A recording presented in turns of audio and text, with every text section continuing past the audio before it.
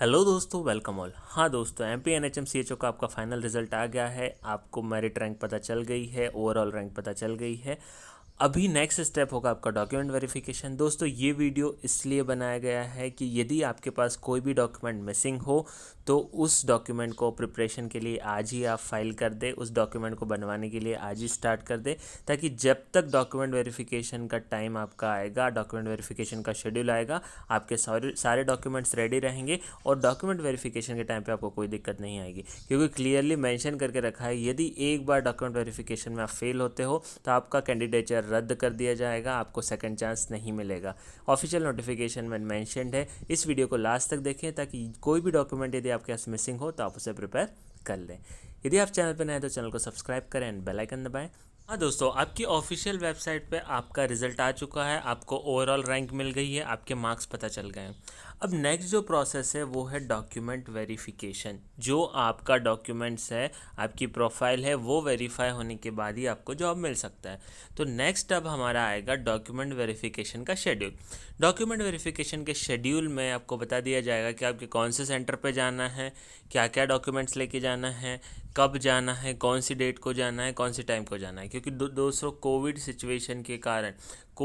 Situation के कारण क्या हो रहा है ना कि डॉक्यूमेंट वेरिफिकेशन एक बैचेस में बुलाया जा रहा है ताकि ज़्यादा भीड़ ना हो, एक साथ सारे बच्चों ना आ जाए।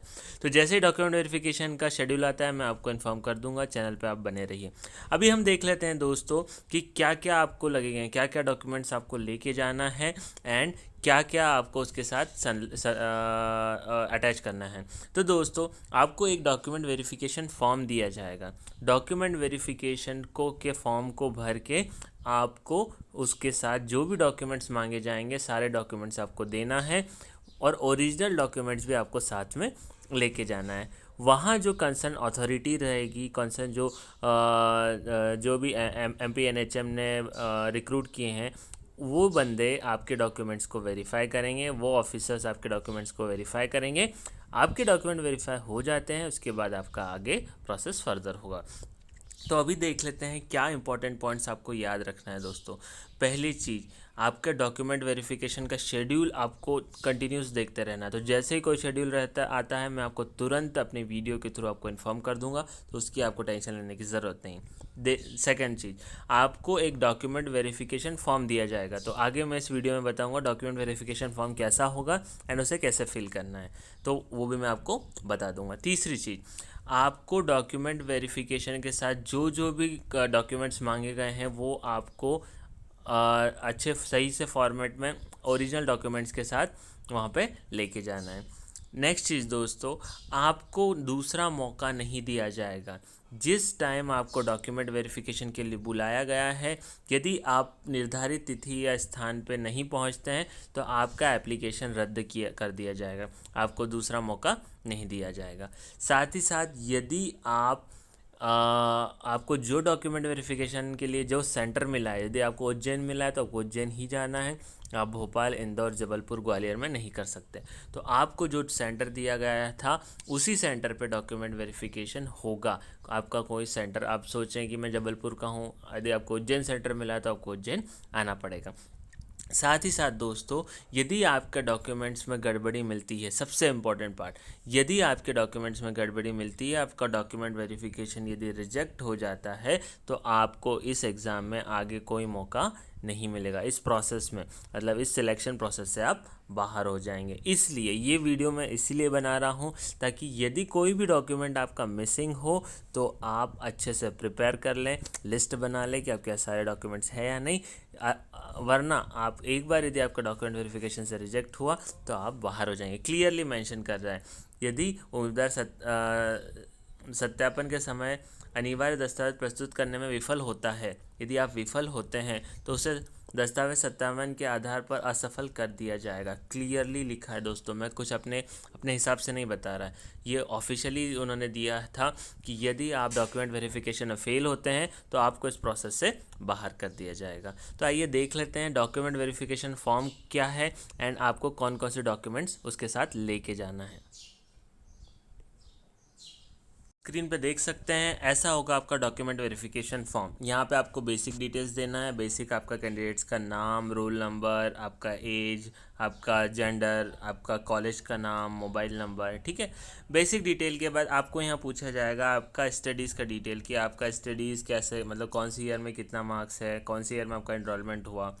उसके बाद आपका सेल्फ डिक्लेरेशन क्या होता है कि आप जो भी आप डिटेल्स दे रहे हो कि आपने ये पास किया है, आपका सेल्फ डिक्लेरेशन कि आप ये सत्यापित कर रहे हो कि ये जो इन्फॉर्मेशन मैंने दी है वो करेक्ट दी है। उसके बाद आप देख लेते हैं मेन चीज़ जो आ जाती है ये दोस्तों, ये डॉक्यूमेंट्स आपको ले जाना है। ये डॉक्यूमेंट्स इनमें से कुछ भी मिसिंग है तो आज ही उसे प्रिपेयर करने का स्टार्ट कर दे दोस्तों।